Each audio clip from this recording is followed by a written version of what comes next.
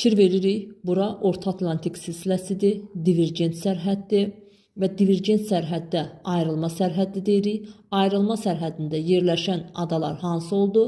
İslandiya, Azor adaları, daha sonra Vozneseniya, Müqəddəs Yelena, Tristan da Cunha. Ayrılma sərhədində olmayan adalar artıq burada Kanar adalarıdır, daha sonra Yaşılburun adalarıdır. Bunlar isə ayrılma sərhədində yerləşmir. Bu hissə isə Ant-Kordilyer dağlarının yaranması nəticəsində, bu Nazca tavası idi, bu Nazca. Nazca'nın Sakit Okean tavasıdır bu. Sakit Okean. Bunun ayrılma sərhədində fikir verirsiniz, qırmızı çəkilib. Ayrılma sərhədində yaranıb Pasxa adaları. Amma bu Nazca tavasından burada Kokos tavası dedik. Kokosun ayrılma sərhədində isə Galapagos adaları yaranıb. Havay adalarından Samoa adaları ayrılma sərhədinə düşmür, nə də toqquşma sərhədinə düşmür. Tavanın mərkəzi hissəsindədir. İndi baxırıq. Deməli, Ant-Kordilyer. Ant hansı tavan toqquşması nəticəsində yaranıb? Nazca'nın Cənubi Amerika materikinin. Bu Cənubi Amerika materikidir. Bu da Şimali Amerika tavasıdır.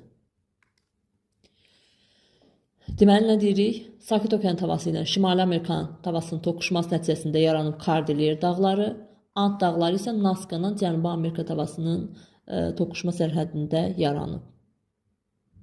Toqquşma sərhədlərini, ayrılma sərhədlərini bildiniz. Bir də konvergent nə deməkdir? Tavaların toqquşması deməkdir və iki yerə bölünürdü. Subduksiya, kolliziya. Məlahət, subduksiya nə idi? Subduksiya materik tavasının altına basması prosesi idi. Materik tavasından okean litosferin toqquşması. Yəni, qısacası materik və okean tavasının toqquşmasına dedik subduksiya, düzdür? Harada baş verdi? Bax, Ant-Kordilyerdə subduksiya baş verdi. Bax, burada Nazca tavasının okean tavasıdır. Bu da materik tavasıdır, Cənubi Amerika tavası.